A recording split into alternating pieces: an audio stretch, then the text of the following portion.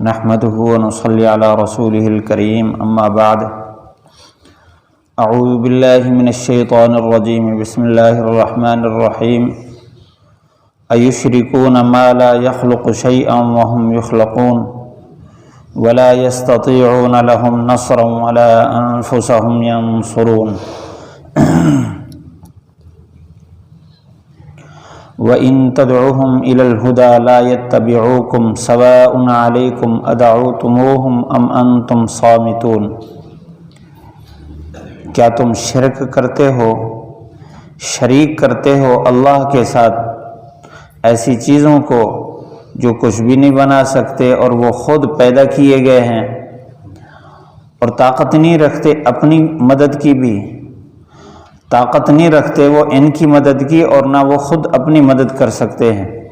اگر آپ ان کو ہدایت کی طرف پکاریں تو وہ آپ کی اتباع نہیں کریں گے، برابر ہے تم پر کہ تم ان کو پکارو یا تم خاموش رہو۔ پچھلی آیت میں اللہ تعالیٰ نے توحید کا تذکرہ کرتے ہوئے فرمایا انسان کی یہ حالت ہے کہ اگر اس کی اولاد نہ ہو تو اللہ تعالیٰ سے مانگتا رہتا ہے، جب حمل ہو جائے، امید ہو جائے بچے کی، اور ابتدا میں تو بالکل خفیف حمل ہوتا ہے، تو جب پورا بچہ ہو جائے تو پھر یہ کہتے ہیں کہ یا اللہ اگر یہ صحیح سالم ہوا، بے عیب ہوا تو ہم تیرا بڑا شکر ادا کریں گے، لئن آتیتنا صالحا لنکونن من الشاکرین۔ اس وقت بھی اللہ سے مانگ رہے ہوتے ہیں۔ جب صحیح سالم بچہ اللہ تعالیٰ عطا کر دیتا ہے تو پھر اس بچے کی نسبت غیر کی طرف کرنا شروع کر دیتے ہیں کہ فلاں نے ہمیں یہ بچہ دیا ہے۔ اللہ تعالیٰ نے اس کی سخت تردید فرمائی ہے، فرمایا ایشرکون ما لا یخلق شیئا، کہ ایسی مخلوق کو شریک کرتے ہیں جو کچھ بھی نہیں پیدا کر سکتے۔ اب یخلقون شیئا، یہ صرف خالق ہونا اللہ کی صفت ہے۔ مفسرین فرماتے ہیں کہ صفات بعض ایسی ہیں جو خاص اللہ کے ساتھ ہیں، غیر کی طرف اس کی نسبت کرنا ہرگز جائز نہیں، اور وہی انہی صفات کی وجہ سے اللہ تعالیٰ معبودیت کا حق رکھتا ہے، عبادت صرف اسی کی جائے۔ ایک ہے واجب الوجود ہونا، یعنی جو اپنے وجود میں کسی کا بھی محتاج نہ ہو کسی لمحہ، اور یہ صفت صرف اللہ کی ذات میں پائی جا رہی ہے کہ اللہ تعالیٰ اپنے وجود میں کسی کا محتاج نہیں ہے، وہ واجب الوجود ہے۔ انسانی عقل بالکل کمزور ہے اور محدود ہے، یہ سوچ ہی نہیں سکتی اس سے پہلے کو اللہ تعالیٰ کو کسی نے بھی پیدا نہیں کیا، ابتدا سے ہے، اور اللہ تعالیٰ نے ساری مخلوق کو پیدا کیا، تو واجب الوجود ہونا صرف اللہ کی صفت ہے۔ باقی جتنی مخلوق ہے اپنے وجود کے پیدا ہونے میں، باقی رکھنے میں وہ اللہ کے محتاج ہے۔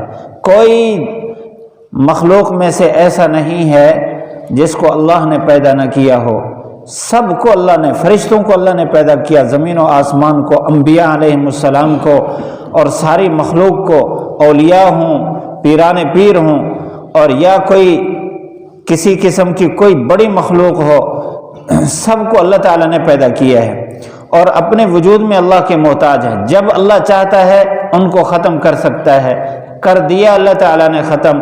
کتنے ایسے بت جو ان کے ہاتھ کے گھڑے ہوئے تھے، جن کے بارے میں ان کا نظریہ تھا کہ یہ ہمیں بچہ دیتا ہے، یہ بیٹا دیتا ہے، یہ بیٹی دیتا ہے، یہ رزق دیتا ہے، یہ بارش دیتا ہے، تو ان کے سامنے وہ بالکل ریزہ ریزہ ہوئے اور اپنے وجود کو بھی باقی نہ رکھ سکے۔ مفسرین نے اس آیت میں یہ بات فرمائی کہ حضرت نوح علیہ السلام کے بعد تقریباً ہر قوم میں یہ نظریہ ضرور پایا گیا کہ انہوں نے اللہ کے ساتھ غیر کو شریک کیا۔ کسی نے فرشتوں کو اللہ تعالیٰ کی بیٹی قرار دیا جس طرح کے مشرکین مکہ تھے، اور انہوں نے ساتھ ساتھ بت بھی بنا رکھے تھے، اور ہر ایک نے اپنا الگ الگ بت بنایا ہوا تھا، اور الگ الگ چیز کے لیے الگ الگ بت تھا، خدا اور رب بنایا ہوا تھا۔ اور بعض نے آسمان کو پوجا کہ جب سے ہم نے آنکھ کھولی ہے اس کو دیکھ رہے ہیں، سب پر چھایا ہوا ہے۔ کسی نے سورج کو، کسی نے چاند کو، اور کسی نے جانوروں کو، سانپ اور بچھو کو تک۔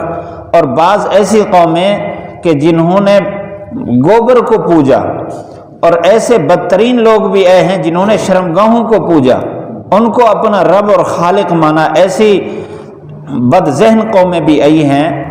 ہر قوم میں یہ اس طرح کے لوگ پائے گئے ہیں، یہاں تک کہ لکھا ہے کہ آپ صلی اللہ علیہ وسلم کے اس امت میں باوجود اس کے کہ وہ کلمہ پڑھتے ہیں آپ صلی اللہ علیہ وسلم کا، اس کے باوجود بعض ایسی صفات جو اللہ کے ساتھ خاص ہیں وہ غیر کی طرف اس کی نسبت کرتے ہیں، خصوصاً وہ جن کے اندر کچھ کمالات ہیں عبادات کی وجہ سے، جن کو اولیاء کہتے ہیں، انبیاء علیہم السلام کہتے ہیں، بعض چیزوں کی نسبت ان کی طرف کرتے ہیں کہ وہ بیٹے دیتے ہیں یا وہی مسائل حل کرتے ہیں۔ اللہ کے نبی صلی اللہ علیہ وسلم کو اللہ تعالیٰ نے پچھلی آیت میں بھی یہ کہلوایا، قُلْ لَا أَمْلِكُ لِنَفْسِي نَفْعًا وَلَا ضَرًّا إِلَّا مَا شَاءَ اللَّهُ۔ نفع اور نقصان اللہ کے قبضے میں ہے، اللہ جس کو چاہتا ہے نفع پہنچاتا ہے، جس کو چاہتا ہے نقصان پہنچاتا ہے۔ ایک دوسری صفت جو اللہ کے ساتھ خاص ہے، ہر چیز کو ہر وقت دیکھ بھی رہا ہے، ہر چیز کی ہر وقت سن بھی رہا ہے، سمیع بصیر۔ یہ صرف اللہ کی ذات کے ساتھ خاص ہے، باقی ساری مخلوق اللہ کے بتانے سے اور علم دینے سے ان کو علم ہوتا ہے۔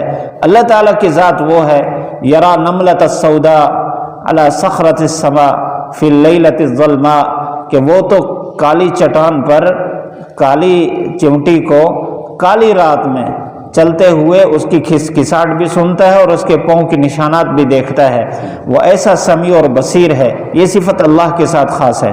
تو فرمایا کہ یشرکون ما لا یخلق شیئا، ایسی چیزوں کو شریک کرتے ہیں جو کچھ بھی پیدا نہیں کر سکتے، وہم یخلقون، خود انہی کو پیدا کیا گیا۔ جو کسی کا پیدا کیا ہوا ہو وہ ہمیشہ اسی کا محتاج رہتا ہے۔ وہ یہ دنیا کا مشاہدہ ہے، یہ دنیا والے تو صانع ہیں، خالق تو صرف اللہ کی ذات ہے۔